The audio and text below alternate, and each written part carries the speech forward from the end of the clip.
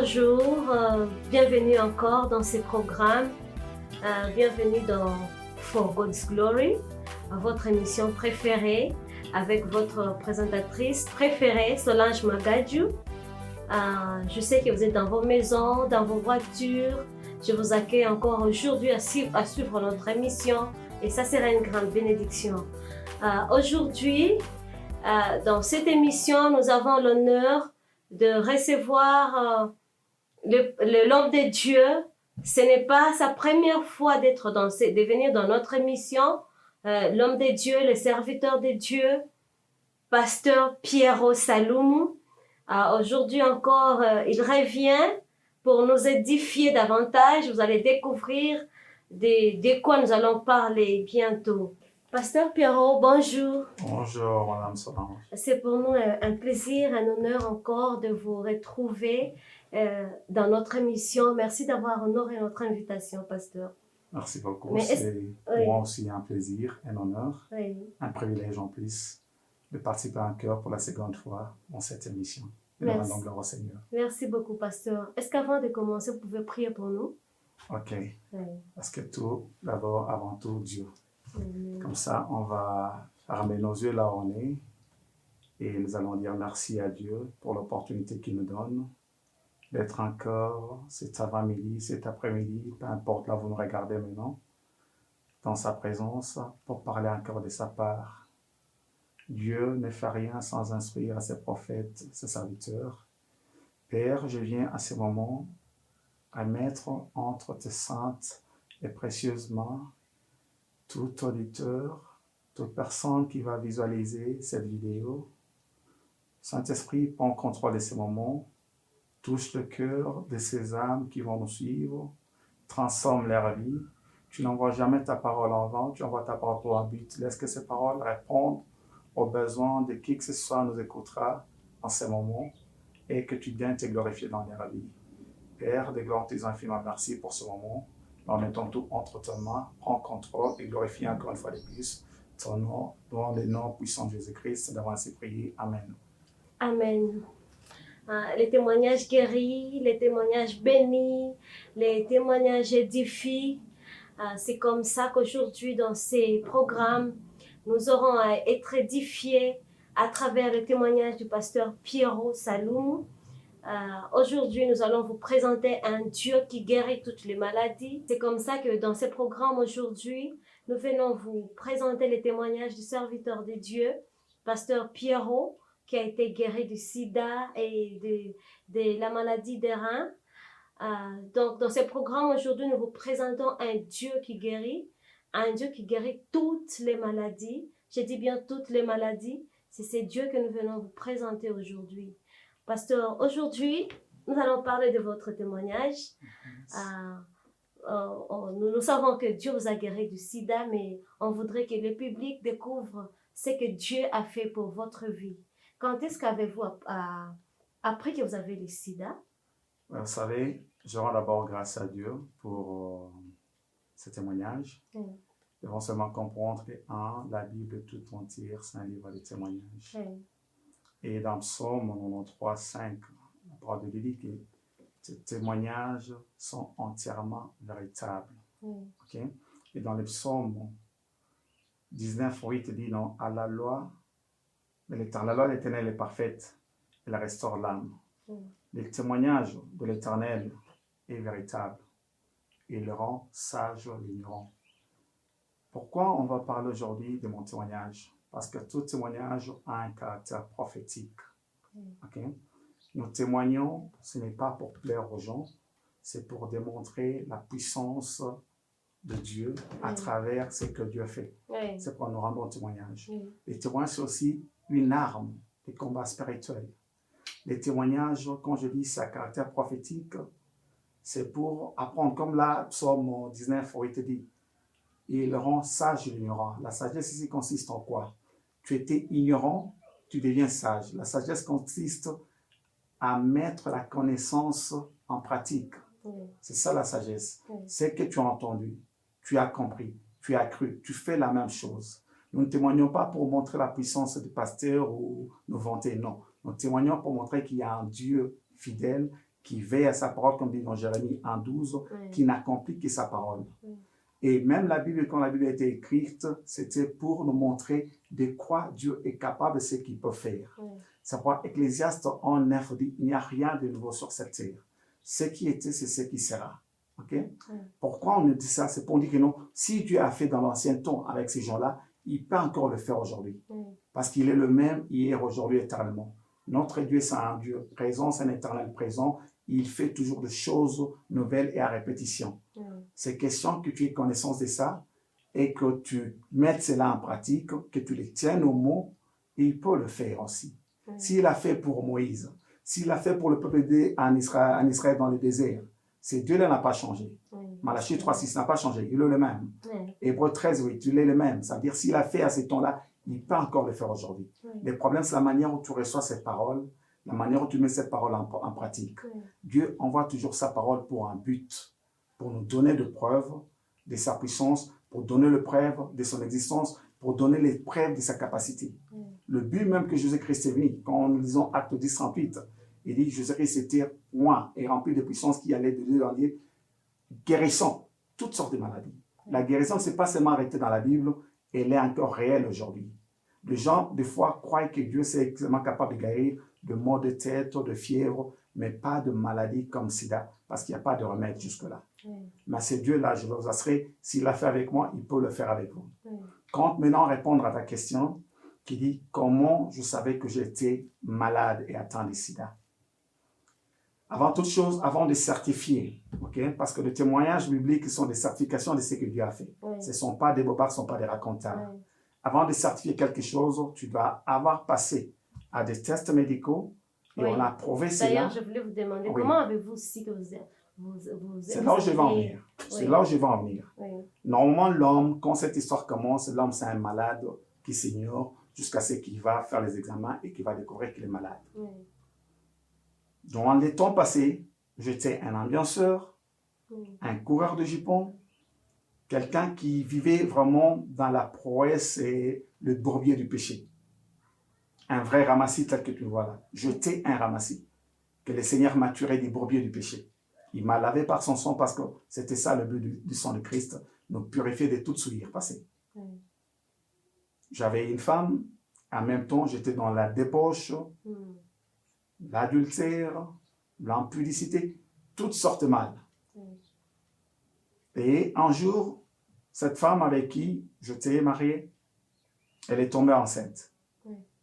Quand elle est allée faire les examens, elle a su qu'elle était infectée. Elle était infectée.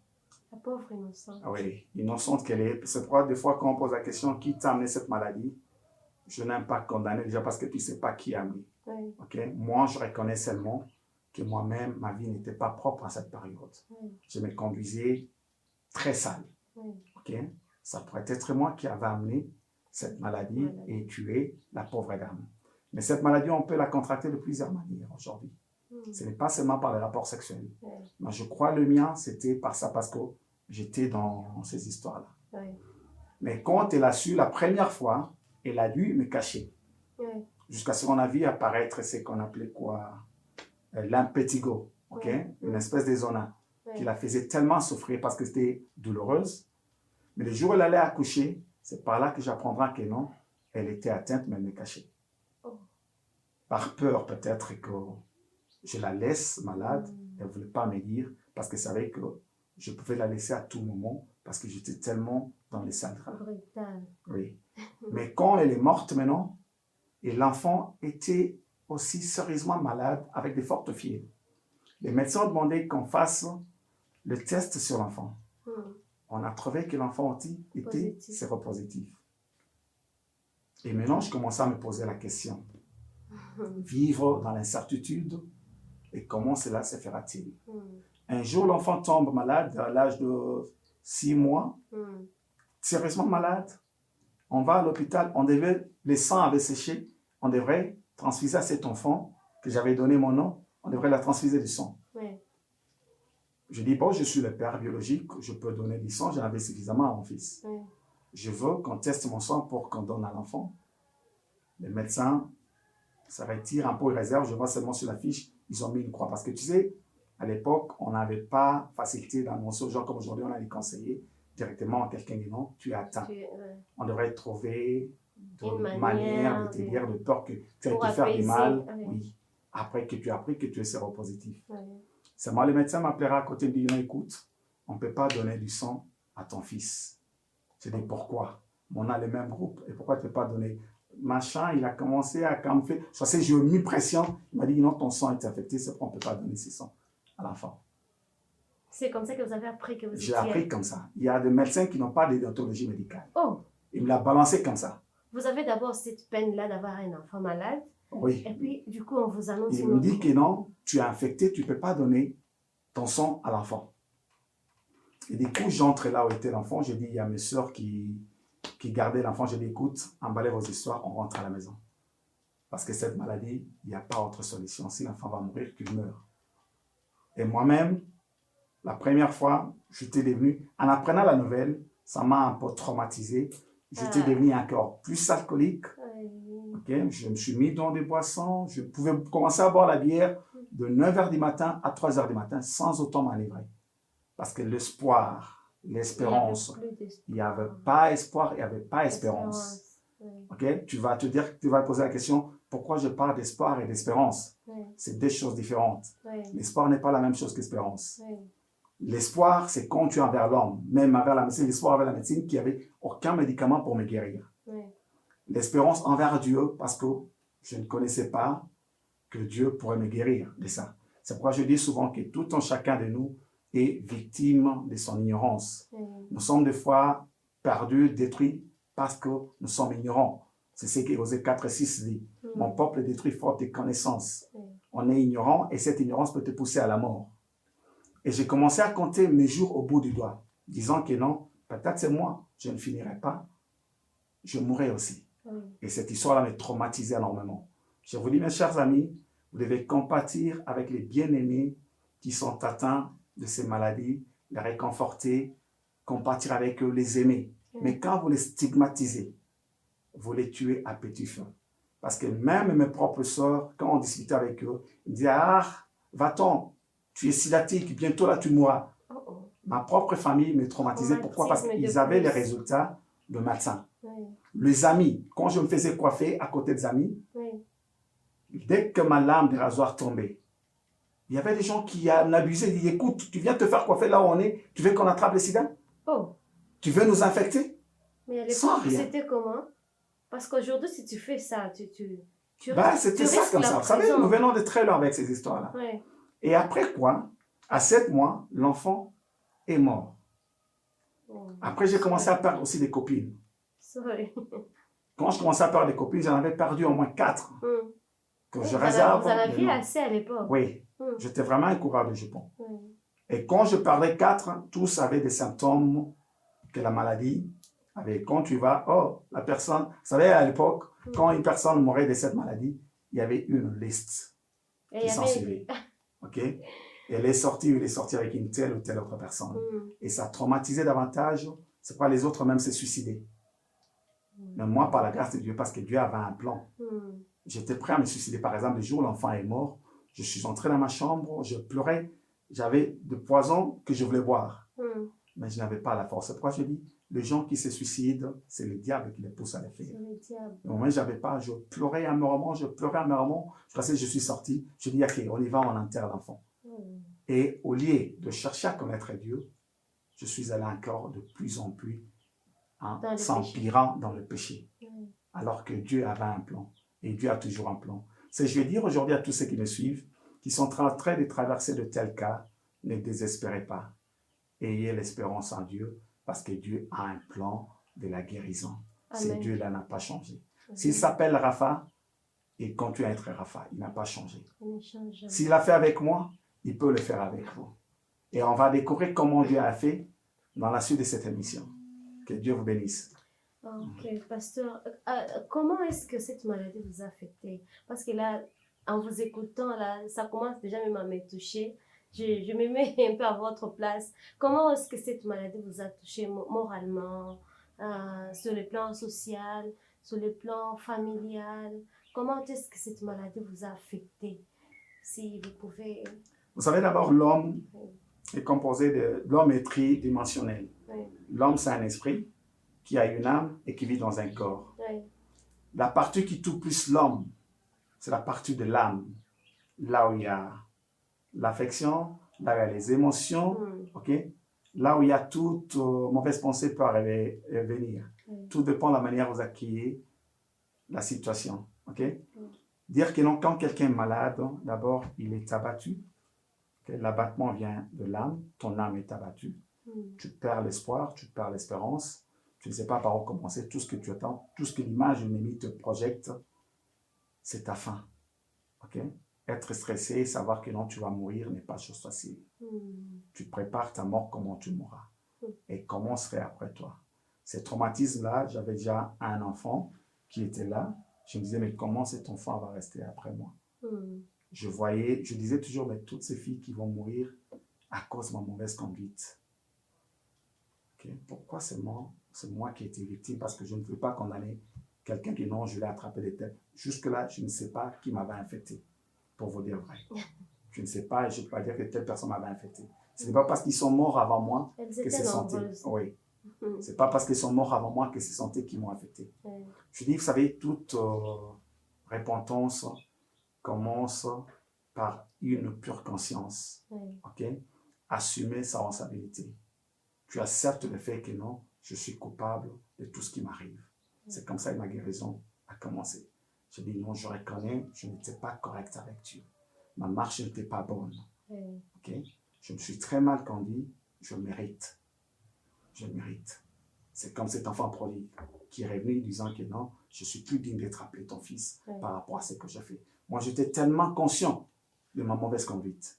C'est pourquoi je ne pourrais condamner personne que non, tel autre m'a infecté. Vous aviez quand même cette conscience. Oui, parce que vous voyez, notre vie est une sémence. Tout ce que nous faisons, nous sémons tout ce que nous faisons. Nos actes sont les sémences. Si tu sèmes des bonnes choses, tu vas récolter des bonnes choses. C'est ce que Galates 6 dit. On ne se manque pas de Dieu. C'est qu'un homme aura sémé, il les moissonnera seulement. Et certainement, notre vie est une sémence. Notre mauvaise conduite, ok? À la fin de compte, nous allons moissonner. L'impudicité, la fornication, il y a toujours une sémence à récolter là-dessus. Et nous croyons plaire à notre corps, mais nous détruisons deux fois notre futur. Regardez-moi par la grâce de Dieu, je suis aujourd'hui. Et tous ces jeunes avec qui j'étais, croyant jour de leur jeunesse, ils ont détruit leur jeunesse. Ils sont même partis. Ils sont partis avant moi. Pourquoi? Pour le plaisir du monde. C'est pourquoi je dis la vie est une sémence. Et toute délivrance commence par la prise de conscience. Tu reconnais que tu n'as pas été correct et tu implores la miséricorde de Dieu. Ok? Sachant que non, comment cela s'est fait, ça m'a affecté moralement, physiquement, que ça veut dire mentalement, physiquement et même financièrement. Parce que j'étais devenu un vrai gâchis. La manière dont je pourrais consommer l'alcool le jour, ce n'était que des sorties, de dépenses.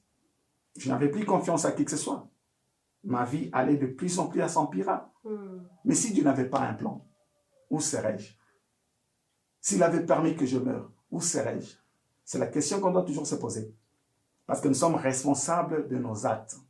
Oui, il nous a créés libres. Oui. On est c'est pourquoi tout choix que nous faisons, en accord avec Deutéronome 30:19, a des conséquences positives ou négatives. Et cette conséquence-là ne s'arrête pas seulement sur nous. Ça continue jusqu'à ce qui viennent après nous. C'est pourquoi on doit être très prudent de tout choix que nous faisons. Quand tu fais le choix de t'amuser ou de jouir de ta jeunesse, sois prudent des conséquences qui viendront. Posez-vous la question, si Dieu ne m'avait pas sauvé, s'il ne m'avait pas guéri, où serais-je? On n'aurait même pas de grâce de vous. Oui, on n'aurait pas connu. Femme Gloire soit rendue à Dieu. partie, vous-même partie. Gloire soit rendue à ce Dieu qui a fait de moi un témoignage vivant. Amen. Que je témoigne que non, la puissance de la guérison divine est disponible pour quiconque reçoit et croit au Seigneur Jésus. Au Seigneur Jésus-Christ. Amen. Amen. Y a-t-il quelque chose que vous avez perdu? Avez-vous connu quelques pertes pendant cette situation, des maladies comme... Donc, je voulais savoir, est-ce que... Parce qu'il y a des gens qui nous suivent et qui sont dans des vies de désordre. est-ce que dans cette vie-là de désordre, il y a certaines choses d'une manière claire ou d'une manière générale, il y a certaines choses que vous avez perdues? Avez-vous connu vraiment des pertes? La première part qu'il y Par a... exemple, comme vous avez dit, est-ce que, par exemple, un travail, quelque chose? Non, à ce moment-là, j'étais indépendant. Oui, Je travaillais, j'étais mon seul patron. oui, Ok. oui. Je ne pouvais pas tellement les sentir que je parlais quelque chose parce que j'avais encore la capacité de travailler, gagner quelque chose. Il n'y avait pas de stigmatisme de ce côté-là. Oui. Mais la perte que tu as, qui te détruit, c'est quand tu perds la paix. La paix. Oui, tu perds la paix, tu vis sous frustration, sous crainte. Vous savez, la paix, quand tu perds la paix, part de Jésus-Christ. Quand tu n'as pas Jésus dans ta vie, tu n'as pas la paix. Et la crainte que tu as, ou la peur que tu as, cela invite l'ennemi, le diable. Il va te traumatiser davantage, il va te faire rater la paix, il va te voler ta paix, ta liberté, ta jouissance. Tu ne vas plus rien jouir. Tout ce que tu feras ne serait que pour survivre et chercher à me maintenir. Tu vas perdre même les amis, l'honneur, tu perds. Parce que quand tu passes, quelque part, les gens qui te connaissent, que tu as perdu des copines, que tu as perdu la femme, par HIV, tu es HIV positif, tout ce qu'ils feront. S'ils ne peuvent pas te pointer du doigt, c'est leur bouche. Et à l'époque, c'était trop grave. Oui, c'était grave. Mais aujourd'hui, gloire soit rendue à Dieu parce qu'il y a quand même une mesure de sécurité pour ces gens-là. Mais avant, tous les quartiers, c'est que tu es malade. Les noms à l'information sur les journaux, c'est toi, la nouvelle. Oui, je disais, quand tu perds, qu'est-ce que tu vas perdre? Premièrement, tu perds ta paix. Tu perds l'harmonie de vivre. Tu deviens traumatisé. Et la peur invite toujours l'ennemi. Il va se jouer de toi de toute manière jusqu'à ce que tu peux même te suicider. Et quand tu passes, tu deviens la nouvelle de tous les quartiers, surtout à notre époque. Tu passes, les gens font ça, ils te pointent du doigt. On peut même mourir de stress. Tu peux mourir de stress. Et tu es vraiment stressé. Okay? Et quand tu es stressé, qu'est-ce que ça crée quand tu es déjà atteint? Une maladie psychosomatique. Ce seul virus dans ton corps peut attirer tant d'autres maladies. Il y a la gastrite qui vient. Et cette gastrite te ronge. Okay? Il y a l'insomnie qui vient. Tu dors. Comment pouvez-vous imaginer que je pourrais commencer à boire l'alcool de 9h du matin à 3h du matin? Il y avait même des bars qui m'appelaient comme mon grand client. Ça, c'était un mauvais témoignage. Vous avez perdu beaucoup d'argent. J'ai beaucoup perdu dans la boisson. Okay? Gloire soit rendue à Dieu qui m'a sauvé. Jésus-Christ est fidèle. Il est tellement bon. Il mérite la louange de mes lèvres à tout temps. Quand je réalise qu'il a fait de moi un témoignage vivant, j'ai tout intérêt de l'exalter. Yes. Oui, amen. Ok, pasteur, comment avez-vous su que vous étiez malade? Comment avez-vous attrapé la guérison? La guérison, comment, par qui? Comment ça s'était passé? Ça, c'est une bonne chose. Oui. À cette période-là, vous savez, la première chose, quand je me suis converti en 1987. Okay, c'était lors d'une croisade de l'archbishop Personam, archbishop Benson Idaosa, avec le pasteur de plein évangile Chibambe. C'était au stade du 24 novembre à la commune de Kinshasa. Dans cette croisade, j'ai reçu Jésus-Christ. Sortant de ma famille musulmane de l'ignorance, j'ai reçu Jésus-Christ. Et la première parole, la première rencontre. Excusez-moi, votre famille n'était pas une famille chrétienne? Non, je suis né dans une famille musulmane d'origine. Oh, ok. Nous sommes venus d'origine arabe et autres.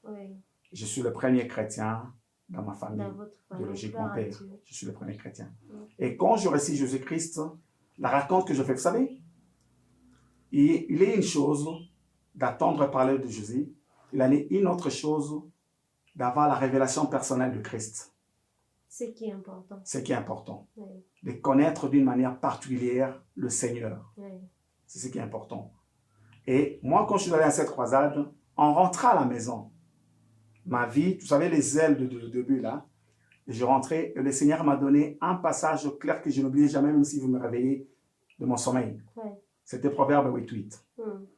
J'avais écrit ça ici, sur mon bras. Je ne savais même pas qu'il disait Proverbe 8:8. J'ai attendu seulement une voix me dire que non, prends ta Bible, parce que ma première version de la Bible que j'ai achetée, c'était Darby. Darby. C'est la première version de la Bible, oui. C'est ce que j'avais acheté. Cette version n'est pas aussi... Les ailes de la conversion, j'ai vu la Bible, j'ai acheté, c'était Darby. Je ne connaissais rien de version biblique. C'était ma première Bible. Je rentre à la maison, j'attends une voix audible. Me dire que non, prends ta Bible, ouvre Proverbe 8:8. Je ne sais même pas Proverbe 8:8 veut dire quoi. Je redors. La voix me force à me lever à prendre la Bible. Oui. Je vais où j'avais mis la Bible, je prends la Bible, j'ouvre Proverbe 8 et il me dit clairement, aucune parole de ma bouche n'est fausse.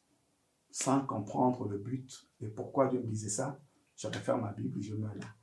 Mais c'était resté. On avait un frère qui m'avait invité, qui était mon beau-frère, père son âme, il est aussi mort, qui était pasteur. Et il me dit, je pose la question, mais pourquoi je lis ces passages? Qu'est-ce que cela veut dire? Il me dit, non, certainement tu doutais d'une chose et Dieu te donne la réponse, que sa parole est vraie, que sa parole est vérité. C'est pourquoi aujourd'hui, même si je ne connais rien d'autre, je peux prendre ma Bible, ouvrir et faire lire à Dieu, Seigneur, souviens-toi. En 1987, c'est ce que tu m'as dit, qu'aucune parole de ta bouche. Cette parole n'est pas ma parole, c'est ta parole. Alors accomplis ça. C'est pourquoi Dieu, il faut toujours le prendre au mot. Dieu ne répond qu'à sa parole. Parce qu'il dit quoi dans Jérémie 1:12? Je veille sur ma parole pour l'accomplir. Il dit quoi dans Ésaïe 43:16? Il dit, réveille ma mémoire et plaidons ensemble.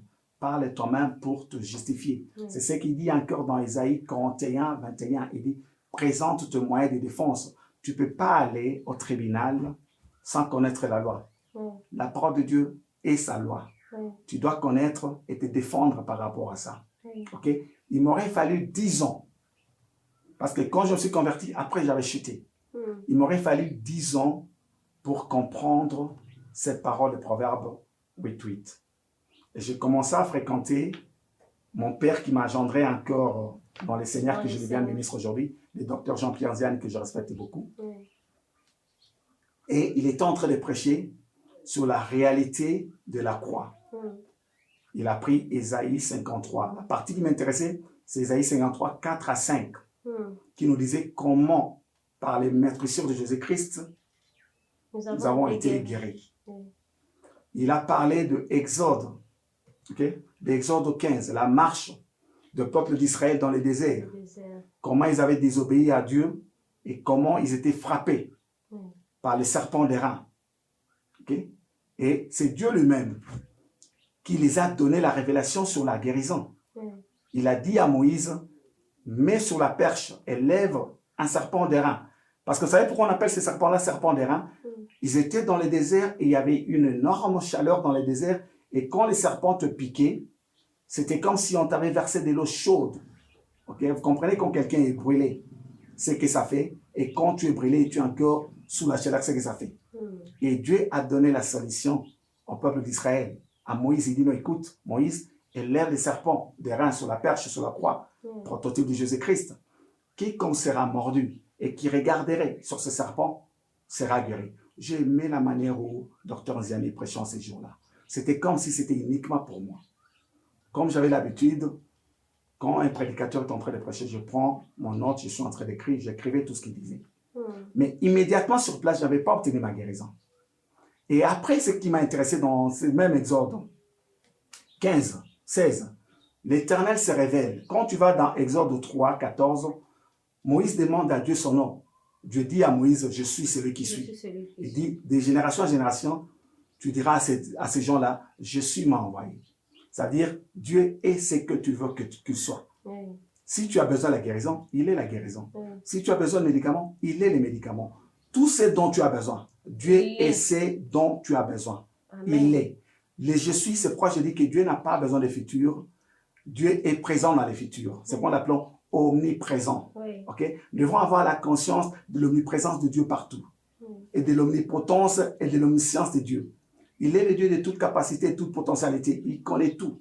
Tu n'informes rien à Dieu. Tu n'informes rien à Dieu. Il connaît. C'est lui qui donne la solution à Moïse. Il dit, écoute, Moïse élève. Et quiconque regardera sur cette croix, sur ce serpent d'airain, il sera guéri. Et il s'est introduit. Lui qui s'est introduit dans Exode 3, 14, comme je suis. Là maintenant, il définit l'une partie de je suis. Il dit, je suis Jéhovah Rapha. Je suis l'Éternel qui t'est guéri. Qui t'est guéri. Ok? Et toute personne qui regardait était automatiquement guérie. Aujourd'hui, nous avons Jésus-Christ. 1 Pierre 2, 24 dit quoi? Ça conjugue son passé. Quand je vais dire aux gens qui non, Jésus-Christ eux-mêmes, il n'a pas changé. Cette parole-là, il y a 2000 ans qu'il avait payé. Plus de 2000 ans qu'il avait payé. C'est pourquoi 1 Pierre 2, 24 est clair là-dessus. Il a dit, par ces maîtresses, nous avons été guéris. C'est dans le passé. Tu n'as qu'à posséder ta guérison. Tu dois comprendre et posséder ça par la foi. La guérison est déjà disponible. Est déjà disponible. Dieu avait dit, il y a plus de 2000 ans, la provision de la guérison, comme je dis, a été établie. Tu dois seulement entrer et posséder ta part. Ok? Comme on dit, Abdias 1,17, sur la montagne de Sion, elle sera sainte, et les fils de Jacob possédera ses possessions. Parce que la guérison fait partie de ta possession. Et quand le docteur Nziani parlait sur Ésaïe 53, comment par ses maîtrises nous avons été guéris, la manière il avait présenté Jésus-Christ. Franchement, j'ai beaucoup de respect envers ce papa. Je n'ai pas entendu d'autres prédicateurs présenter Jésus-Christ de cette manière. C'est la prédication qui m'a marqué toute ma vie, la réalité de la croix. Je crois que c'était pour vous ces jours-là. Le message a été pour moi jusqu'aujourd'hui. Même quand j'appelle mon papa Nziani, je dis, papa, la réalité de la croix, ça c'était mon message. La manière de la présenter Jésus, il a dit, la croix comme le lieu d'échange. Il s'est chargé de nos maladies, il a pris nos maladies. Et quand tu vas dans Matthieu 8, 17, pour confirmer la prophétie d'Ésaïe 53, il dit que non, Jésus-Christ s'est chargé, il a pris toutes nos maladies, sans laisser aucune. Et la manière aussi Dr Zian avait présenté, il a dit non, les 40 coups moins 1 que Jésus avait reçus, c'était toute forme de maladie. Et quand il présente comment Jésus était défiguré sur la croix, il dit quoi? Il dit non, prends sida avec toutes ces malformations et manifestations. Prends aujourd'hui corona avec toutes ces manifestations. Prends toute maladie. Ok? Gono, n'importe quelle maladie. Ce n'est pas toi qui es en train de me suivre maintenant. Je ne sais pas quelle maladie tu as. Prends que toutes ces maladies sur la croix, Jésus les a portées sur lui. Il a été déformé par l'affection de ces maladies, la manifestation de ces maladies. C'était pour que toi, tu ne sois plus malade. J'aime comme mon père encore, Bishop Oyedepo dit, quand Jésus a pris, comme il dit dans Matthieu 8, 17, ça c'est la seconde partie de ma guérison que je vais venir là-dessus, de ma guérison de rein et des problèmes cardiaques. Je vais d'abord sur les sida. Et après avoir pris ces réalités, je écrivais et les gens suivaient ces enseignements, je les suivais avec larmes. Quand je suis rentré à la maison, j'ai commencé à revoir mes notes. C'est la prédication du docteur Nziani. Je tombe sur, je suis, oui, je tombe. C'est pourquoi c'est que tu ne peux pas recevoir à l'église la répétition et la grossesse, la manifestation. La meilleure de la science. Moi, je dis ça. Et la grossesse, la manifestation. Okay? L'attente ou l'espérance et la grossesse, la manifestation. Si tu n'espères rien, tu ne peux rien avoir. Okay? Je suis rentré, j'ai commencé à revoir mes notes. Et après, j'ai commencé à prier. Je dis, Seigneur, s'il est vrai que c'est toi qui s'est révélé à ces peuples dans le désert comme Jéhovah Rapha, et tu l'es réellement, il n'y a rien qui est nouveau. Si tu l'as fait, tu peux encore le faire. Tu as pas dit que tu n'as pas changé. Tu es le même. Ces peuples ne t'ont pas adoré, Rapha, sans avoir expérimenté la guérison. C'est pourquoi j'ai dit aux gens, ayez l'habitude de connaître la parole de Dieu et prendre Dieu au mot sur sa parole. J'ai dit, si ces peuples dans le désert t'ont adoré comme Rapha, tu t'es révélé à eux et tu as prouvé réellement ce que tu es. Tu les as guéris. Aucune personne n'est mentionnée dans la Bible qui, après avoir regardé le serpent des reins sur la perche, n'était pas guéri. Tous ceux qui regardaient, avaient guéri. La même chose aujourd'hui, tu ne peux pas avoir Jésus-Christ et souffrir la même chose. Si tu restes en train de souffrir ayant Jésus-Christ, c'est ton ignorance qui te tient dans la captivité, comme Ésaïe 5, 13 dit. C'est-à-dire qu'un chrétien ne peut pas tomber malade? Un chrétien qui connaît son droit n'a pas de place à la maladie. Je peux te poser la même question. Ce que dit Matthieu 8, 17, que Jésus-Christ a pris. Est-ce qu'il y a un passage dans la Bible qui dit que depuis qu'il a pris, il t'a remis ça? Jamais il a pris. S'il n'y a pas, il a pris parce qu'il a pris. Oui. Tu as seulement t'emparé de ta liberté, de ton droit. Mais chaque jour, nous voyons des chrétiens, même des serviteurs de Dieu, qui tombent malades. C'est pourquoi je dis, ils sont victimes de leur ignorance. Pasteur Ferro, vous ne tombez plus jamais malade depuis. Depuis que j'ai la lumière sur mon droit de naissance en Christ, je peux être défié, mais pas rester sur le lit malade. Oui, donc vous considérez cette maladie. Je considère la maladie qui vient comme un défi que j'ai à relever, que j'ai ordonné de partir parce qu'il se trouve dans une mauvaise adresse. La maladie n'est pas notre portion. N'est pas notre portion en Christ. Jésus-Christ a payé, tu n'as plus rien à payer. Pourquoi il est allé sur la croix? Pour que tu jouisses de la santé divine. La santé divine est le plan de Dieu pour nous tous, ses enfants. Peut-être que si tu es malade, tu ne trouves pas ta part dans la guérison. Je te dis, la voie la plus facile d'obtenir ta guérison, c'est de servir Dieu. La voie la plus facile. Tu as une maladie incurable. Mais bien aimé qui est en train de me suivre maintenant, si tu remarques que tu as une maladie incurable, tu as prié sans solution, entre dans les services avec Dieu. Et la moisson est grande. La moisson est grande. C'est pourquoi il dit dans Exode 23, 25 à 26, il dit, vous servez l'Éternel votre Dieu. La première chose, il bénira votre pain et votre eau. Et qu'est-ce qu'il dit? Il ne dit pas il guérira, il l'éloignera. De vous. Okay? Il n'a pas dit il guérira là, il a dit il éloignera. La maladie n'a même pas de part avec vous. Okay? Quand j'ai découvert ça, je prie Dieu au mot. J'ai dit Seigneur, je sais maintenant ici que tu es Rapha. Moi aussi, je vais t'adorer sous ces noms. Je ne vais pas être de ces gens, comme le dit Matthieu 8, que non, mon peuple m'honore seulement de lèvres, mais son cœur est éloigné. Comment il ne peut pas? Je dis ce que je prie, hein? Parce que moi, quand je prie, c'est comme si je parle avec Dieu. Quand nous parlons là, c'est comme je parle à Dieu. Si quelqu'un ne me connaît pas, il peut dire que non, il y a un fou dans la salle qui prie. C'est comme ça que je dis. Je peux prendre ma Bible et faire lire à Dieu sa propre parole. Mais attendez, pasteur, avant que vous puissiez avancer, je sens qu'il y a une grande puissance dans la parole de Dieu. Il y a vraiment une grande puissance. Il faut que les gens le sachent aujourd'hui. Non, mais parce que, pardon, pasteur, il y a des gens qui attendent seulement qu'on leur impose la main, qu'on prie pour eux. Il faut qu'il y ait certainement une prière. Si on n'a pas prié, il ne peut pas guérir. S'il n'a pas prié, il ne peut pas guérir. Mais selon ce que vous êtes en train de dire là, je comprends que c'est à travers la parole. Quand le serviteur de Dieu est en train de prêcher, là, vous commencez déjà à saisir votre guérison. Tout à fait. Quelqu'un dit, Dieu envoie toujours sa parole pour un but parce que la parole de Dieu, c'est Dieu lui-même. Oui. Tu ne peux pas séparer Dieu et sa parole. Oui. Okay? Dieu étant puissant, sa parole aussi est puissante pour quiconque croit. Quiconque la reçoit et croit. Amen. Tu peux entendre et ne pas croire, cela n'a pas d'effet pour toi. Ta manque de la foi rend Dieu incapable. Oui. C'est pourquoi il dit dans Marc 9, 23, tout est possible à celui qui croit. Dans Psaume 107, 20, il dit quoi? Il envoya sa parole est guérie et les fit échapper de la destruction. La parole qui te guérit, c'est la parole que tu reçois. Comme dit Jean 1, 12. À tous ceux qui l'ont reçu, à tous ceux qui croient à son nom, il a donné le pouvoir de devenir. Ça veut dire, les jours où tu as reçu la parole qui est Jésus-Christ, Dieu te donne la parole de devenir Dieu. Il te donne la puissance ou le pouvoir de vivre sans maladie. Oui. Pose-toi la question aujourd'hui. Tu as Jésus avec toi. Jésus vit où? Il vit en toi. Oui. Maintenant, quand tu es malade, pose-toi la question, est-ce que Jésus peut être malade? Jésus ne peut pas cohabiter avec la maladie. Non, pas cohabiter. Oui. Pose-toi seulement la question. Oui. Parce que tu es l'extension du Christ. Tu es Christ. Oui. Okay? Jésus, tu t'identifies comme lui. Okay? 1 Jean 4, 17, Jésus-Christ dit quoi? Tel qu'il est, tel que nous sommes sur cette terre. Le problème, c'est avec notre compréhension qui est égale à la foi. Quand nous ne comprenons pas, nous sommes victimes de notre ignorance. Pose-toi la question parce que Jésus a dit, tel qu'il est, tel que nous sommes. Ça veut dire, non, je suis Jésus. Jésus vit en moi. Pleinement, pas en partie. Ok? Si Jésus ne peut pas tomber malade, c'est que moi aussi je ne peux pas tomber malade. Et crois et déclare. Il y a une bouche fermée, c'est une destinée fermée. Si tu ne déclares pas, tu restes victime et prisonnier. Il dit quoi dans Marc 11, 23 à 24? Il dit, si tu dis aujourd'hui à cette montagne, le jour où tu prends conscience de déclarer, de dire, si tu dis aujourd'hui à cette montagne, oh, tu dois dire, la maladie peut paraître comme une montagne, mais c'est à toi de déclarer avec foi. Parce que Dieu ne fera que ce que tu déclares. La vie et la mort sont au pouvoir de ta langue. J'ai dit aux gens, vivre c'est un choix, mourir c'est un choix. Être malade, rester malade c'est un choix, et être guéri c'est aussi un choix.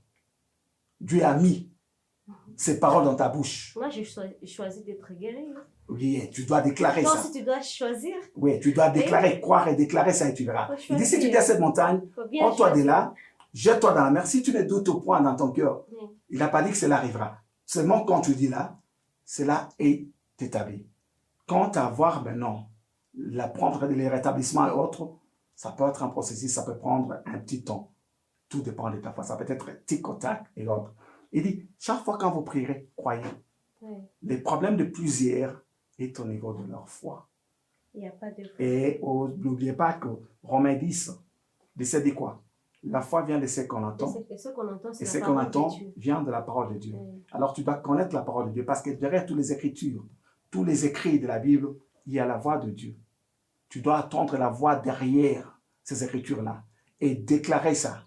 N'oublie pas que je dis toujours, comme il a dit dans Nombre 14, 28, Dis-leur, je suis vivant, je vous ferai autant que vous aurez déclaré à mes oreilles. Tu veux la guérison? Parle guérison. Tu n'es pas plus grande que ta pensée. Tu es ce que tu penses. Si tu penses être malade, tu le seras. Ok? C'est pourquoi Proverbe 23 c'est dit que l'homme est tel est sa pensée. La pensée d'être malade. Faites cette expérience. Moi, je l'ai expérimenté. Quand tu as une douleur dans ton corps, quand tu n'as pas encore déclaré, cette douleur-là ne s'empire pas. Mais quand seulement tu ouvres ta bouche, tu déclares, tu établis la chose. C'est pourquoi il dit dans Luc 21, 15, il vous a donné une bouche, une parole, qu'aucun de vos adversaires pourra résister. Considère la maladie comme un adversaire. Et que tu as la parole de Dieu en toi, déclare. Et la maladie ne va pas résister. Il va te libérer au nom de Jésus-Christ. Nous devons contrôler tout ce qui sort de notre bouche, de nos bouches. Yes, Oui. j'aime ça. Oui. La bouche, c'est un instrument de puissance. Dieu n'a pas mis la bouche seulement pour que tu manges des foufous ou que tu manges le riz ou les spaghettis. Il t'a donné ça comme l'instrument de puissance. J'aime que les gens comprennent. Des fois, nous croyons que non, étant chrétiens, les paroles qui sortent de nos bouches sont nos paroles. Non. Ce sont les paroles que Dieu a mis en nous. Vous voyez qu'en Genèse 1, la terre était informe et vide. L'Esprit de Dieu mouvait au-dessus des eaux. Mais dans cette, qu'est-ce que la parole dit? Et Dieu dit, quand il a commencé à lire, les choses ont commencé à se créer. La parole est une sémence. Et chaque sémence produit le même type. Tu ne peux pas semer du maïs et attendre de récolter le riz. Tu ne peux pas dire que je suis malade et attendre de récolter la guérison. Même quand tu es malade, tu n'as pas besoin de déclarer que tu es malade. Parce que la personne qui dit que je suis, c'est la divinité en toi qui déclare. Et quand la divinité en toi déclare, tu le crées. Ok? Tu le crées. Proverbe 13, 3, j'aime cette partie-là qui dit quoi? Celui qui aime sa vie. La perdra. Non, celui qui aime sa vie préserve sa bouche ou garde la porte de sa bouche. Mais celui qui ouvre grandement ses lèvres court à sa propre perte. Celui qui déclare n'importe quoi, et maman, elle a confié. Ah, moi, je suis foutu. Qu'est-ce que tu déclares là? Je suis foutu. Ah, je suis malade, cette maladie va me tuer. Qu'est-ce que tu déclares là? Tu déclares que la maladie te tue. Ok? Et la parole, c'est comme une sémence. Non, la parole, ce n'est pas comme... La parole est une sémence. Oui, c'est une sémence. Et toute sémence produit le même type. Oui. C'est pourquoi Joël 3, 10 dit quoi?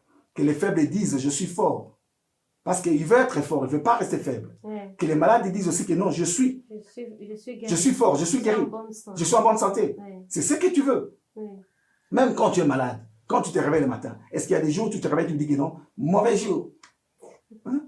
Tu dis toujours non, bonjour. Ce n'est pas que la journée soit bonne, c'est que toi, tu sois heureuse ou heureux en ces jours-là. C'est pourquoi tu dis bonjour. Que ces jours-là te soient favorables. Il n'y a rien que Dieu crée en ces jours, et c'était les jours. Mais quand il les crée, tu les présentes. Et il dit quoi? Voici un nouveau jour que l'Éternel a fait, qu'il soit pour toi et moi un sujet de joie et d'allégresse. Dieu veut que tous les jours nous soyons heureux. Et la façon d'être heureux, c'est être en bonne santé. Et quand tu es en bonne santé, tu dois reconnaître l'auteur ou l'artisan de cette santé, c'est Dieu lui rendre toujours grâce pour qu'il continue à préserver. L'action de grâce préserve nos vies. Et quand nous sommes reconnaissants envers Dieu de ce qui nous donne la bonne santé, il continuera à préserver cette bonne santé. La volonté de Dieu est notre santé. C'est-à-dire, bien aimé, dans Jean 3, il dit, je désire que vous prospérez à tous égards, qu'on prospère l'état de votre âme. La volonté de Dieu est que tu sois en bonne santé et que tu prospères.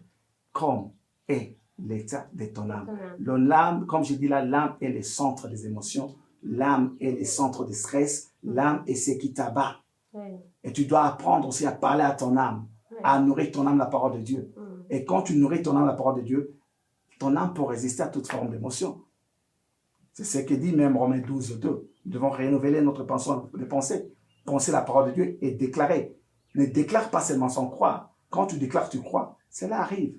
C'est ce qu'il dit. Si tu dis et tu ne doutes point, cela arrive. Ce n'est pas dit si tu murmures. Tu dois ouvrir ta bouche et dire. Et Dieu l'accomplira. Et n'oublie pas que Dieu accomplit sur sa parole et il veille à sa parole pour l'accomplir. Amen.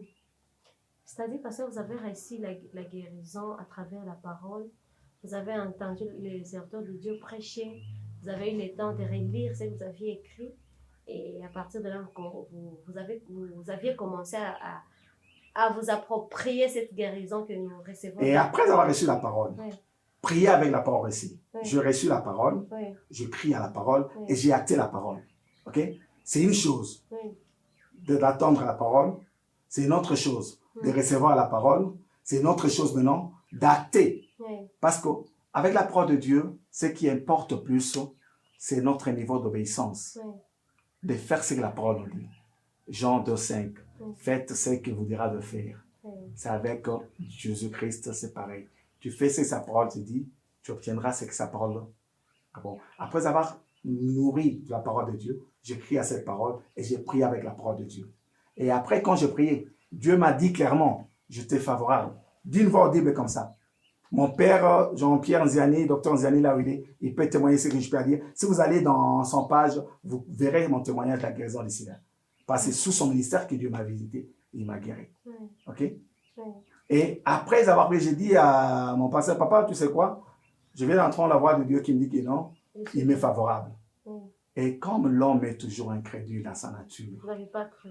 Je ne veux pas croire évidemment. Je dis à Dieu, si tu m'es favorable, je refuse de faire un témoignage psychologique. Je vais aller me faire examiner pour certifier ma guérison. Je voulais même demander comment vous avez su que je vais vous me étiez faire guéri. Et j'ai entendu, c'est ma Dieu me rire. Oui. C'est moqué de moi. Oui. J'ai entendu vraiment une voix audible de rire quand j'ai dit ça. Il m'a dit, oui, ok, allez-y. Il m'a donné, go ahead, vas-y. Et je ne pouvais pas faire à Kinshasa, j'avais un peu peur de ce que ça allait m'affecter. J'ai fait 360 km, je suis allé à mon Congo Matadi. Et ce jour-là, j'étais la seule personne, il faisait énormément froid. C'était pendant la saison sèche. J'entre, on fait l'examen. Pendant que j'attendais les résultats, je transpirais parce que je ne croyais pas à la guérison. C'est ça le problème avec beaucoup de chrétiens aujourd'hui. Leur niveau d'incrédulité. La même chose des disciples quand ils priaient pour la libération de Pierre. Dieu libère Pierre. Pierre arrive devant la porte, on dit non, ce n'est pas lui. C'est son ange. Aujourd'hui, Dieu nous a donné. Parce qu'il dit, quand vous priez, croyez. Quand vous demandez, vous avez reçu. Mais les problèmes, on ne croit pas. On veut que tout, on peut encore sentir des malaises. On dit, ah, c'est que Dieu ne m'a pas guéri. Mais quand je fais les tests, le médecin vient avec les résultats. Il me dit que non, je suis séronégatif. Je refusais de croire, je pleurais comme un enfant. Il dit, mais pourquoi? Je dis, non, docteur, tu ne me connais pas. Tu ne me connais pas, docteur. Tu ne connais pas combien de gens j'ai perdu à cause de cette maladie. Je sais que je suis séropositif, ça, ce n'est pas mon résultat. Tu as fait une erreur. Il dit, non, monsieur, nos analyses ne trompent pas. Tu as été la seule à faire cet examen ici. À ce moment-là, beaucoup craignaient. Hein. Ce n'est pas comme aujourd'hui, tu peux faire à tout moment. Même quand les gens, parce que je n'ai pas amené ces tests, sinon j'allais faire même ici, en direct, et prouver que non, je suis négatif. Okay? Parce que depuis 96 jusqu'à ce jour, combien d'années? Beaucoup, plusieurs années. Presque 25 ans, si je ne me trompe pas. 25 ans que je suis libre de cette maladie. Et j'ai appelé directement, j'ai pris mon téléphone, j'ai appelé le docteur Zian et mon papa. J'ai dit, papa, tu sais quoi? Je suis là au laboratoire, je vais faire l'examen et je suis négatif. Je n'oublierai jamais sa réponse, sa douce voix. Il m'a dit, mais Peter, Pierrot, pourquoi as-tu douté? Quand Dieu te guérit, il te guérit. Mais si je n'étais pas à l'église ces jours-là, si je n'avais pas écouté attentivement l'homme de Dieu, Jean-Pierre Ziani, croyez-vous que j'allais être guéri? La parole de Dieu. Le problème aujourd'hui avec les chrétiens, c'est quoi? Nous sommes habitués de la maison de Dieu. Je suis en train de dire que non. Le problème avec beaucoup de chrétiens aujourd'hui, ils sont tellement habitués aux choses de Dieu, ils sont tellement habitués à l'église, ils viennent à l'église n'importe comment et ils rentrent aussi n'importe comment. Imaginez-vous que non, si ces jours-là, je n'avais pas écouté l'homme de Dieu, Dr. Nziani, prêcher à ce sujet et prendre note. Croyez-vous que j'allais expérimenter cette guérison? Je ne crois pas. C'est pourquoi quand nous venons à l'église, nous devons nous préparer à recevoir. Nous allons pour recevoir la parole de Dieu. Dans la parole de Dieu, il y a la vie. Okay? Dans la parole de Dieu, il y a tout ce dont nous avons besoin. Tout dépend de la manière où nous nous préparons. Des fois, nous venons à l'église, nous attendons, mais nous n'écoutons pas. Il y a une différence entre entendre et écouter. On peut attendre le prédicateur prêcher sans prêter attention à ce qu'il dit. Mais quand on écoute, nous prêtons attention à ce qu'il dit et c'est là où naît la foi. La parole de Dieu est la source de notre foi. Okay? C'est pourquoi il dit, la foi vient de ce qu'on attend. J'aime dire ça, la foi vient de ce qu'on attend, virgule. Ça veut dire quoi? Toute parole que tu as l'habitude d'entendre génère ta foi. Mais ta vraie foi doit générer la parole de Dieu. Okay? La parole est la grossesse de tout miracle que nous désirons. Et j'ai entendu, et je répétais, j'avais l'espérance, et aujourd'hui je suis le fruit de ce témoignage-là. Et gloire soit rendue à Jésus-Christ. S'il a fait pour moi, je vais dire à quelqu'un, comme on dit Hébreux 13, 8, Jésus-Christ est le même, hier, aujourd'hui, éternellement. Et il ne fait exception des personnes. S'il a fait pour moi, il peut le faire encore pour toi. L'essentiel, c'est de le recevoir Jésus-Christ dans ta vie, de croire à sa parole et il te guérira. C'est la même chose qu'il dit dans Marc 13, 37. Il dit, ce que j'ai dit à l'un, je le dis à tous. Veillez. Les problèmes dans les veillées. La parole de Dieu est adressée à nous tous. Il n'y a pas une particularité. Toute personne qui reçoit, il devient et obtient gain de cause.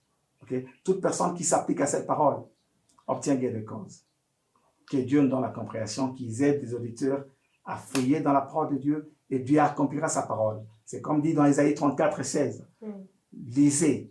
Okay? J'aime le langage que d'autres versions utilisent. Consultez le livre de l'Éternel. Vous voyez quand un médecin consulte, c'est comme ça qu'on doit consulter la parole de Dieu. Chercher à identifier ton cas par rapport aux Écritures. Okay? Il dit aucune de n'est restée sans effet. C'est-à-dire toute parole de Dieu est vraie. Et les témoignages de Dieu sont entièrement véritables. La parole de Dieu est entièrement véritable. Si tu tombes sur un cas, et tu obtiendras la même chose. N'est-ce pas que nous disons que non, les mêmes causes produisent les mêmes effets? C'est la même chose avec la parole de Dieu.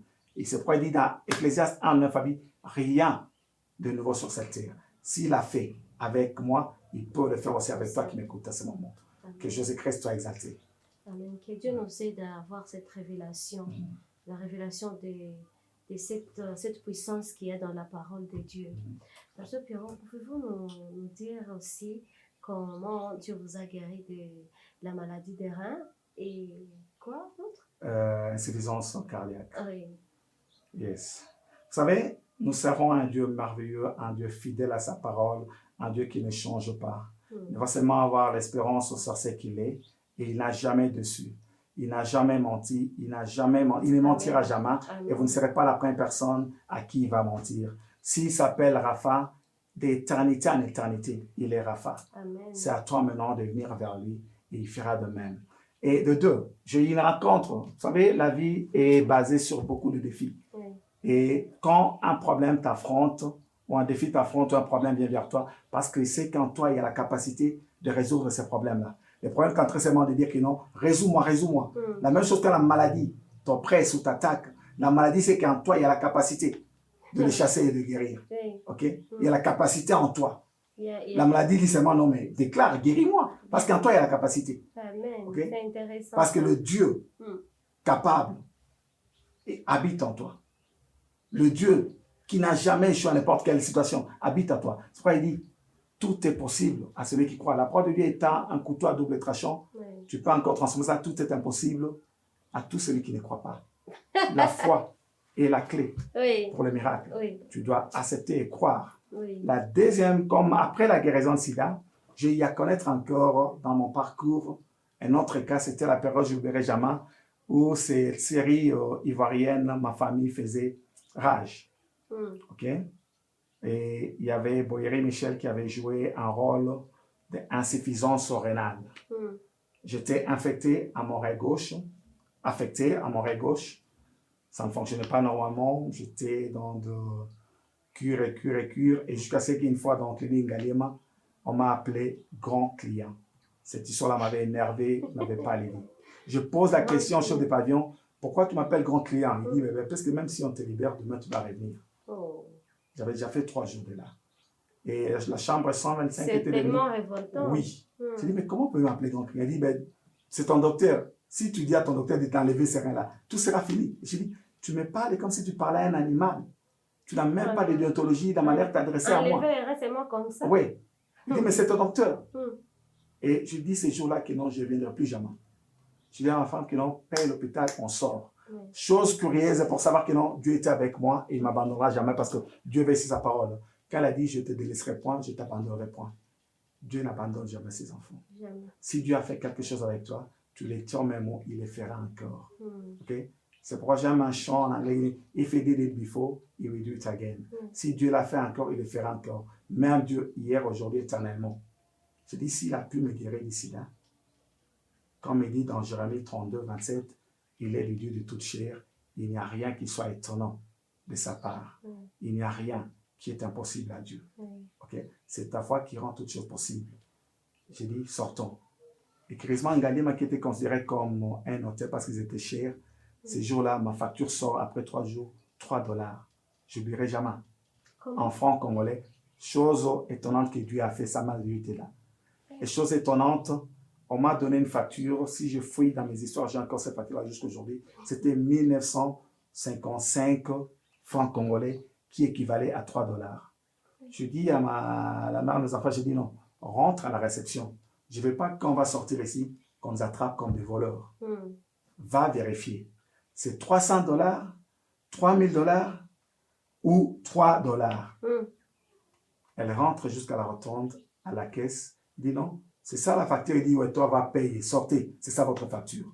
Elle avait un billet de $20, elle paye, on lui donne la différence.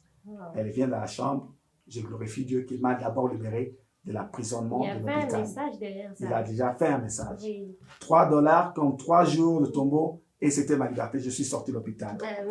Maintenant, en sortant de l'hôpital, j'étais en train de lire, j'étais en train de faire l'école biblique de la chapelle de Dunkerque qu'on appelle IBPF, Institut Biblique Parole de la Foi. En anglais, c'est WOFB, World of Faith Bible Institute, que nous faisons régulièrement à la chapelle de Vainqueur.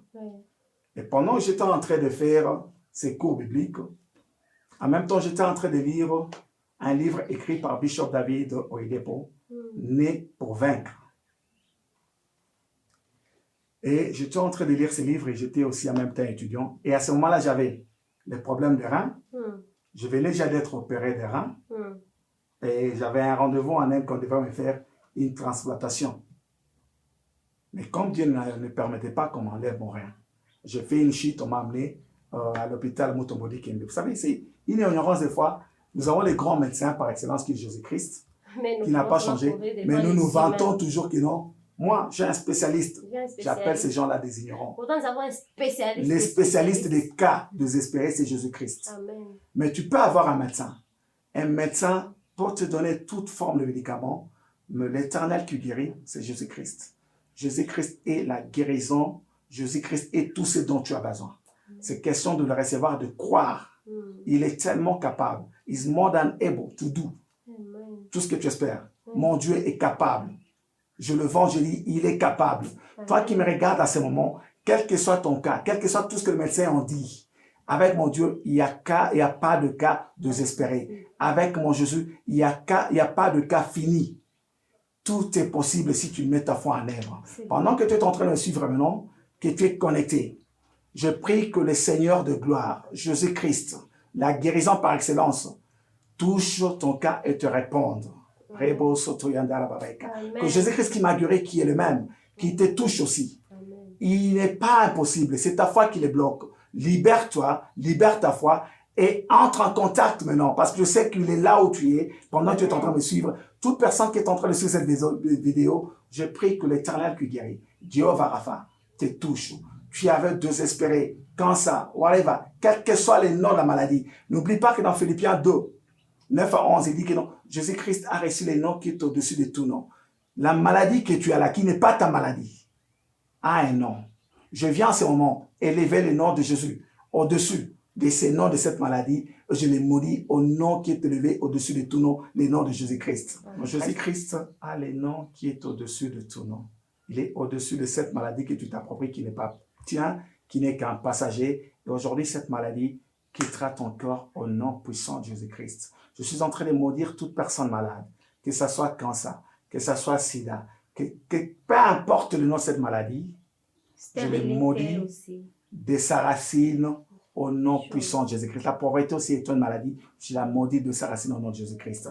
Et ayant une rencontre par le livre de Bishop David Oyedepo, pendant que je faisais l'Institut biblique, j'ai entendu Bishop David Oyedepo dire, quand il a découvert Matthieu 8, 17, il a dit que non, Jésus-Christ a pris nos maladies. Et il a crié, I can never be sick. Il a crié clairement que non, je ne peux jamais être malade. Et aujourd'hui, il a plus de 42 ans, il n'a jamais pris un seul comprimé. Et il vit la santé divine. Et il m'a donné une autre lumière sur 1 Jean 4, 17, où Jésus lui-même dit que tel qu'il est, tel que nous sommes sur cette terre. Et pour obtenir sa guérison totale, la liberté totale de toute forme de maladie, il a dit si Jésus ne peut pas tomber malade, il n'a nulle part lu dans la Bible qu'un jour Jésus-Christ était malade.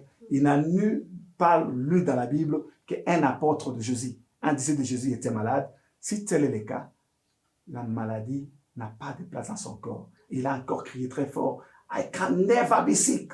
Je ne peux pas être malade, je ne serai jamais malade. Et jusqu'en ce jour, il n'a jamais été malade. Et puis je prie ça, je dis, oh, si un homme peut aider pour comme moi, c'est un homme aussi comme moi. Ouais. Bien que Dieu l'a élevé comme mon Père spirituel, pourrait faire cette déclaration, c'est que je me connecte moi aussi, je fais cette déclaration. Merci beaucoup. Je fais cette déclaration que je ne peux plus être malade. Je dis, toi, rein, tu n'as pas de place ici. Ces jours-là, je suis allé au culte, j'avais les problèmes rénal que j'attendais après la première opération qu'on m'avait vu instinct par Dr Jean-Paul Krouba, que je salue là où il est. Et on m'a mis instinct, je fais avec ça plus de 5 mois dans mon corps, jusqu'à ce qu'un jour, j'ai été frappé par ces gens de pépères disant que non, il y a sur vidéo, tu m'avais dit qu'on n'est pas chinois. Et je suis allé enlever ces stents-là. Et en attendant, peut-être qu'on allait faire une transplantation de reins. Jésus m'a guéri de ces problèmes de reins. J'avais un problème d'arythmie cardiaque. Des fois, je pourrais arriver à l'hôpital, le médecin se posait la question, comment est-ce que je marchais parce que mon cœur battait et s'arrêtait. J'avais un battement cardiaque anormal. Le battement minimum, c'est 72 à 75 jusqu'à 110. Mais moi, mon battement cardiaque était de 55, 50, 55, des fois 60. Et pendant ces battements-là, mon cœur s'arrêtait 18 fois. Oh. Yes. J'ai été voir tous ceux qui se disent spécialistes en cardiologie. Et les derniers que j'avais vus, c'était Dr Bonjali, un professeur. Et j'avais même un appareil qui me mettait ici, qui contrôlait mon arythmie cardiaque. Et en dehors de ça, sachant que j'avais des problèmes cardiaques, qu'il n'y avait pas de médicaments, parce qu'on dit, aucun médicament ne te guérira de ces estracys. Vous savez, dans la maladie, il y a des mots qu'on vous donne qui peuvent même faire perdre ta foi. Okay? Mais ces jours-là, pendant que j'étais à l'école biblique, avec la rencontre via le livre de Dr David Oyedepo, que j'aime cet homme de Dieu, je bénis, je prie pour lui que Dieu continue encore à l'inspirer davantage. Et j'ai eu cette rencontre avec la parole de Dieu. Okay? C'est une rencontre personnelle. Et j'ai fait la même chose. Et au même jour, mon cœur a été restauré, le maladie rénale guérie. Et je sors de la salle de l'église à la chapelle Vainqueur, de 5e rue. Je n'avais plus toutes les douleurs que j'avais. Je savais comment contrôler mon arythmie. Mon arythmie était devenue normale. Et je rentre dans la voiture, maintenant que je découvre que non, dans la voiture, j'avais des médicaments contre la gastrite et que les douleurs gastriques aussi avaient disparu. Et comme j'aime toujours certifier ma guérison, je suis rentré voir mon médecin, Dr Mamina, qui est à l'université de Kinshasa. Elle a seulement crié, waouh, Pierrot, comment cela se fait-il? Ton cœur bat normalement comme celui d'un bébé. Je dis seulement, il y a un Dieu qui s'appelle Rapha. Et jusqu'en ces jours, je ne prends plus aucun médicament contre des crises rénales. Je ne prends plus aucun médicament contre l'arythmie cardiaque, aucun médicament contre les crises gastriques parce que je n'en ai plus. Tout a disparu. Je dis adieu. Et j'ai reconnu que non, ils n'ont pas droit. Jésus-Christ a tout pris sur la croix. Rappelle seulement, Jésus, que ce qui te trouble là, comme maladie, Jésus-Christ les a pris à la croix. Et ce n'est pas ta maladie. Ne l'accepte pas.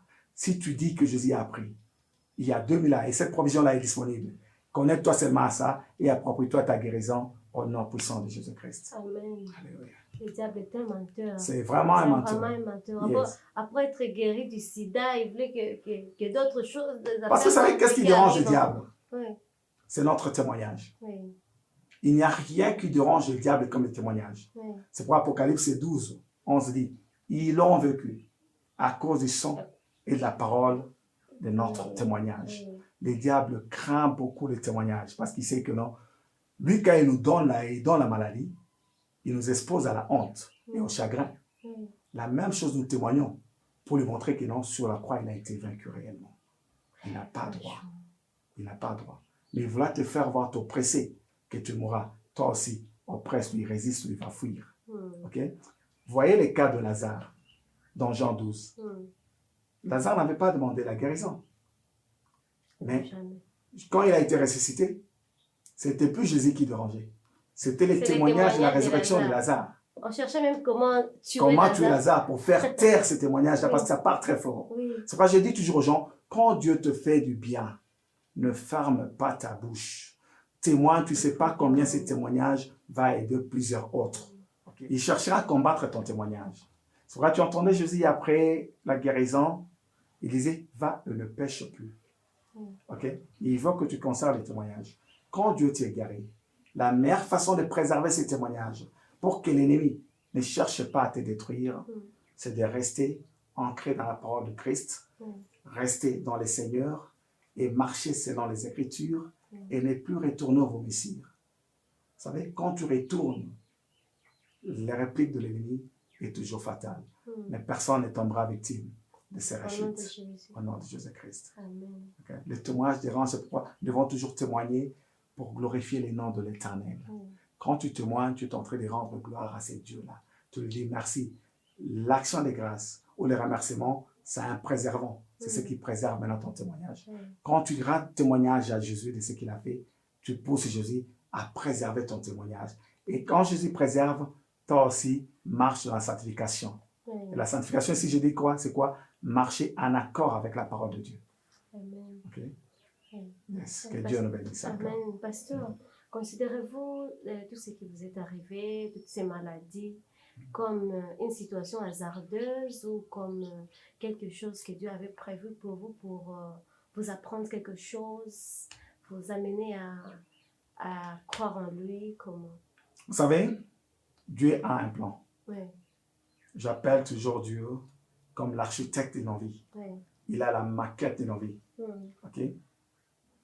Quand tu sais bien comprendre, Jérémie 29, 11, il dit, je connais les projets que j'ai pour vous. Il n'y a qu'accident qui est accident.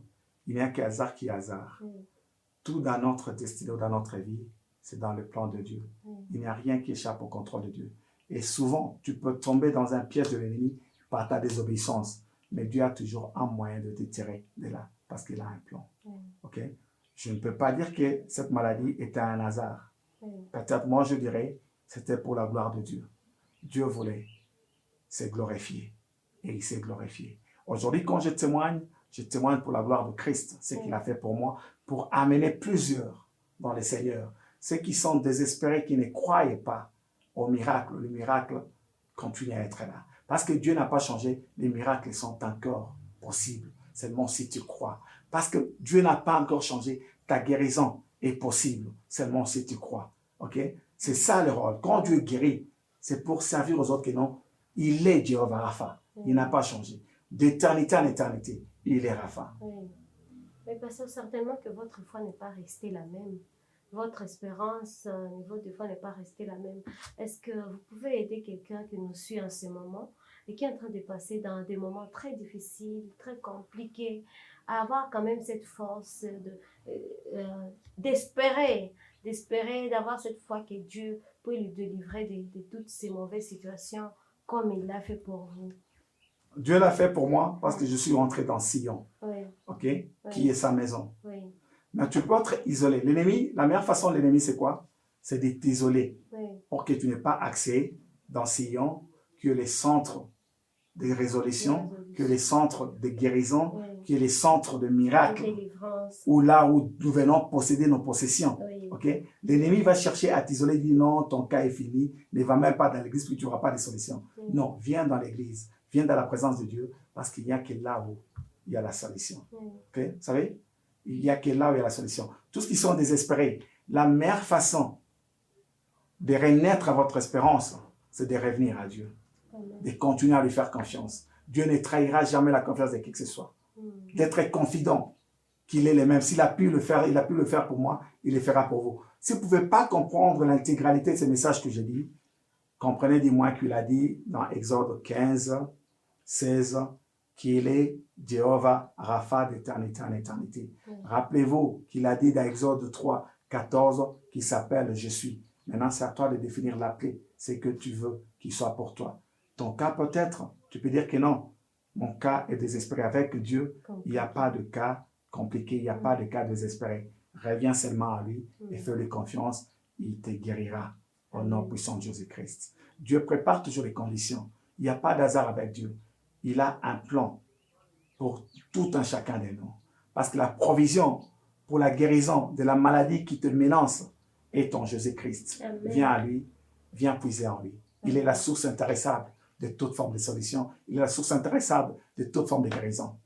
Que Dieu te bénisse et qu'il te fasse grâce et que tu te connaisses, que tu aies une rencontre particulière avec Dieu Rapha et que ton cas devienne un témoignage au nom de Jésus-Christ. Amen. Toi qui nous suis, saisis ta portion de guérison. Amen. Si tu as des problèmes, des reins, des sida, n'importe quelle maladie, n'importe quel problème. Tout ce qui se nomme. Tout ce qui est tout ce qui se nomme. Pauvreté, chômage, tout. Stérilité. Ce sont des noms. Toute autre chose. Allez-y comprendre Philippiens 2, 9 à 11, que Jésus a les noms qui est au-dessus de tout nom. Oui. Ok? Nomme le problème qui te défie là. Nomme-les comme tu veux. Amen. Parce que c'est un nom. Le nom de Jésus est au-dessus. Et quand le nom de Jésus est cité, tout genou fléchit, y compris Amen. les genoux de cancer, y compris les genoux de corona, y compris les genoux de sida, y compris les genoux de tuberculose, Amen. y compris les genoux de la stérilité. Amen. Parce que Dieu n'a pas créé les stériles. Jamais. La stérilité peut être une maladie. Oui. Mais souviens-toi que Dieu n'a pas créé les stériles. Oui. Ok? Et il dit quoi dans Exode 23, 26? Il n'y aura dans ta maison ni femme stérile, ni celle qui avorte. Ne prends pas les cas de la stérilité comme venant de la part de l'Éternel. Dans Deutéronome 7, 14, il a dit, il n'y aura même pas parmi les animaux quelqu'un qui soit stérile. Aujourd'hui, jusqu'aujourd'hui, la bénédiction que Dieu avait donnée dans le jardin d'Éden, il a dit, soyez féconds, multipliez-vous. Oui. Est-ce que vous connaissez un moustique stérile? Ça n'existe pas. Est-ce que vous connaissez un chien stérile? Je pense pas. Est-ce que vous connaissez un manguier stérile?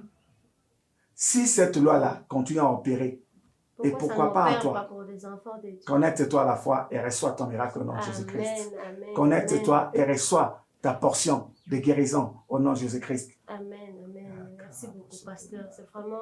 C'est vraiment une grande bénédiction, ces partages. Je sais que les gens en sont beaucoup édifiés et ils ont beaucoup découvert de ce qu'il y a dans la parole de Dieu. Et ils ont découvert un Dieu qui peut guérir toutes les maladies, tous les problèmes. Dieu capable. Il est lui-même la guérison. Au-dessus de toutes choses. Il est lui-même la guérison. Et Dieu qui prend le dessus de nos problèmes, de nos plaintes, de nos inquiétudes. Ne le limite pas seulement à celui qui peut guérir parce que lui-même est la guérison. Il ne guérit pas seulement les sida ou non, les reins. Parce il qu'il guérit tout. Il y a quelqu'un qui va dire, mais moi j'ai perdu même, comment on l'appelle? On dit matrice. Matrice. J'ai perdu on même a des témoignages, Dieu a oui. donné des enfants qui est le créateur de tout corps. Oui. Il crée toujours, continue de créer. Il y a des femmes qu'on a des témoignages oui. qui ont accouché sans matrice. Oui. Il est le Dieu des cas désespérés. Confie-toi à lui et tu seras point confus. Okay? Il te dit seulement, approche-toi du trône de l'Éternel. Oui. Ce que Dieu mange, c'est ta foi. La manière où tu t'approches, oui. C'est aussi un problème. Approchez-vous du trône de grâce avec assurance, c'est-à-dire avec foi, afin que vous soyez secourus dans vos besoins. C'est ce que Dieu a dit. Il dit que sans la foi, nul n'est agréable. Dieu veut agréer ta foi. Oui. Okay? Comme il dit dans Hébreux 11. De plaire à Dieu. De plaire à Dieu sans la foi. Il est de même difficile d'obtenir qu'il est par la part de Dieu sans la foi. C'est ce que Hébreux 11 aussi dit. Oui. Okay? Il est le consommateur de notre foi. Oui. Je crois. Tu vois, c'est cette femme à la part de son. Oui. Elle a créé sa façon de croire. Elle a dit, moi, je n'ai pas besoin qu'il me pose la main. Oui. J'ai besoin seulement que je touche. Mais quand elle a touché, elle a été guérie. Il y a le chef de centenier qui a dit, je ne suis pas digne de te recevoir. Mais dis seulement un mot et mon serviteur sera guéri. Qu'est-ce que Jésus a dit? Qu'il te soit fait selon ta foi. Dans ce royaume, tout est obtenable par rapport à notre foi. Okay? La foi est la monnaie qui nous donne tout ce dont nous avons besoin. Amen. Alors notre Dieu, il a toujours cette nature de créateur. Il crée toujours. Il peut créer tout ce que tu as perdu. Il appelle à l'existence. Oui, ça n'existe pas. C'est les choses qui n'existent pas. C'est lui le créateur. Oui, pasteur, on est vraiment édifié. Que Dieu soit béni. Oui, est-ce que vous pouvez nous dire, est-ce que Dieu vous a restitué toutes les choses que vous avez perdues pendant votre période de maladie, surtout les sida? Je sais que vous avez perdu beaucoup d'argent, vous avez perdu des êtres chers, vous avez perdu l'honneur, tout comme Job. Job avait perdu beaucoup de choses, mais à la fin, Dieu lui avait restitué des choses encore, et surtout, c'était en double. Qu'est-ce que Dieu a fait pour vous après cette situation? Dieu s'appelle le restaurateur. Oui. Joël 2, 26. Oui. Ok? Je vous restaurerai. Quand Dieu va restaurer, il va restaurer. Amen. Si tu appelles la résurrection, Oui. il peut ramener toutes choses mortes Oui. dans la vie. Vous savez, votre foi peut ramener ce qui était décomposé à la composition. Les cas de Lazare, qu'on a dit qu'ils sont déjà. Mais il a ramené à la vie. Ce Dieu-là n'échoue pas. Amen. S'il dit qu'il va restaurer, il a réellement restauré. Oui. Parce qu'après avoir perdu le premier enfant, il m'a donné d'autres enfants Oui. qui n'ont jamais été malades, qui n'ont jamais été à l'hôpital. Amen. Ok? Et combien- La joie, Vous avez la perdu vie. un enfant, vous a donné combien? 2, Wow. ok? Wow. Qui n'ont jamais été malades. Jamais malade. Ils peuvent être défiés, mais dire qu'ils n'ont passé des heures dans les hôpitaux, non. C'est une grâce. C'est une- La joie de vivre. une Qu'aujourd'hui, je grâce. peux parler de lui avec liberté. Oui. C'est une grande restauration. Il m'a tiré des bourbiers de péché pour le servir. Oui. C'est une grande restauration. Oui. Moi qui étais perdu, il m'a ramené, il m'a appelé son serviteur. Oui. C'est une grande restauration. Oui. La vie que je ne pourrais pas l'avoir, il m'a redonné la vie. Et sa vie habite en moi, que je communique aux autres, Oui. qui étaient désespérés, désespérés. Oui.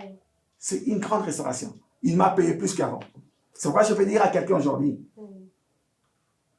si nous prenons le cas de Job, Job 42, 5 dit quoi? Mes oreilles ont entendu parler de toi.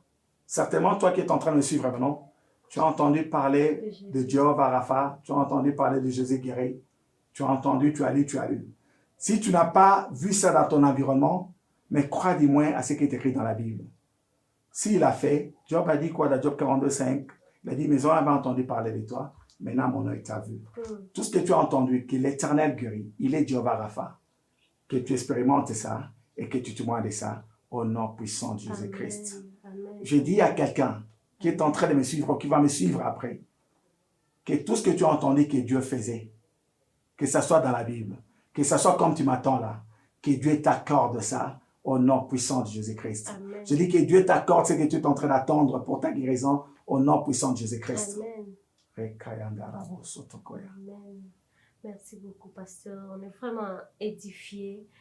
Je ne voulais même pas finir ce programme. Je voulais qu'on aille même au-delà. Mais comprenez. Et je vais ajouter quelque chose. Oui. Luc 1, 45. Tu as entendu, on a parlé de la guérison. Tu as entendu tant d'autres prêcher la guérison. Tu as lu dans la parole de Dieu, dans la Bible, à propos de la guérison. Je ne sais pas quel est le cas que tu as.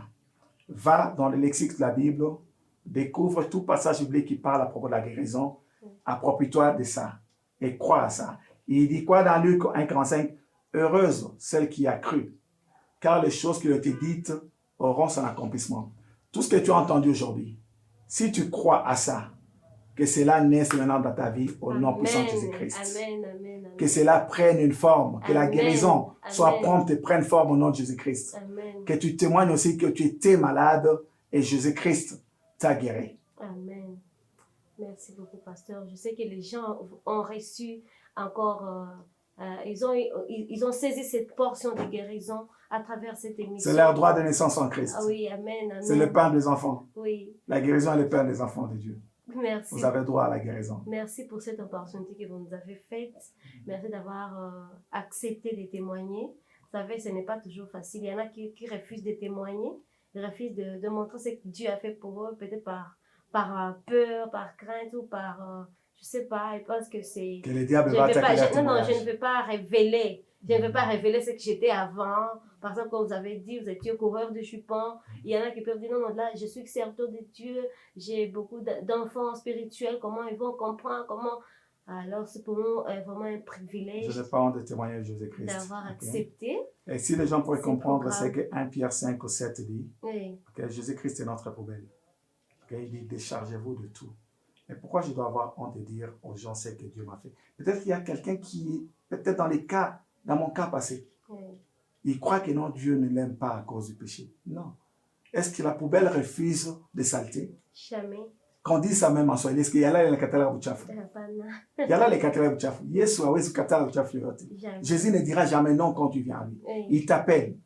Il t'appelle, viens à lui, il ne va pas te refuser. Oui. Tel que tu es, ne te force pas. Viens tel qu'il est. Et Mm. Jésus va te changer. Oui. Yes. Est-ce que vous pouvez aussi, à la même occasion, aider quelqu'un à confesser Jésus, l'approcher dans sa vie? Parce que je sais, qu'il y a des gens qui nous suivent en ce moment, mais qui n'ont pas encore reçu Jésus comme Seigneur et Sauveur. Gloire au Seigneur.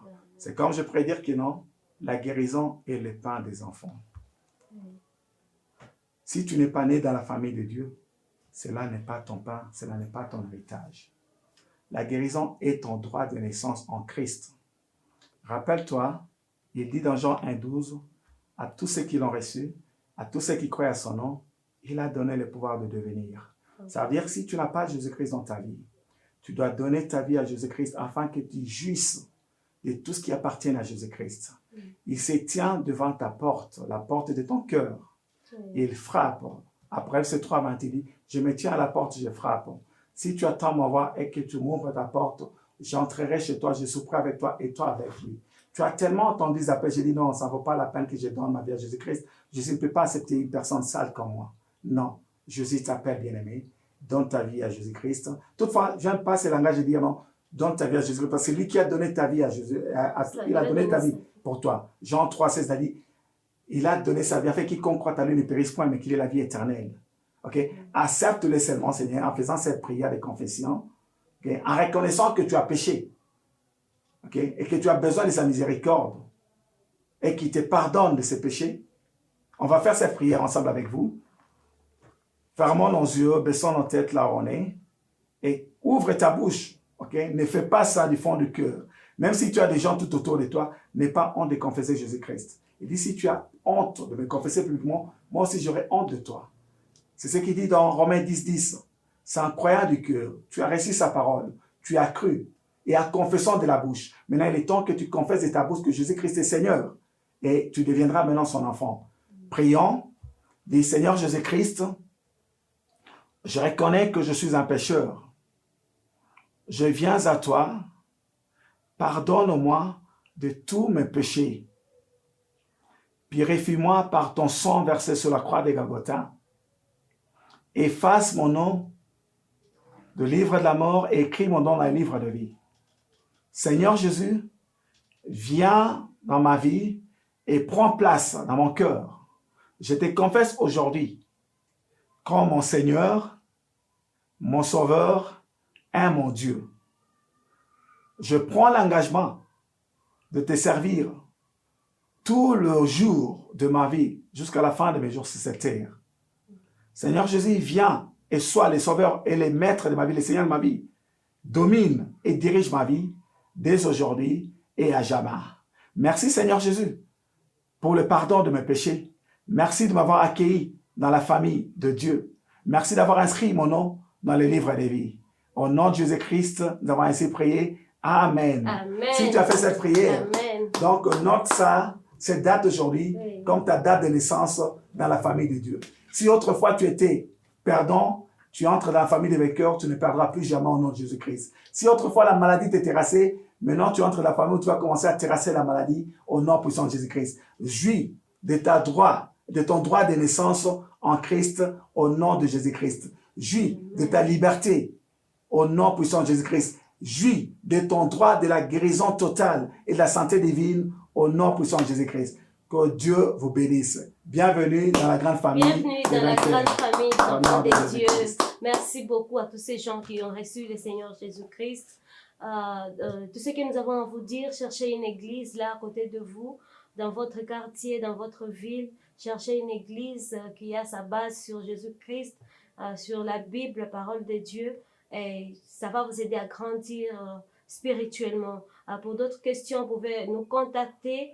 Vous pouvez faire un commentaire, vous pouvez nous envoyer un message sur nos différentes plateformes, Instagram, Facebook, Solange Magadiou.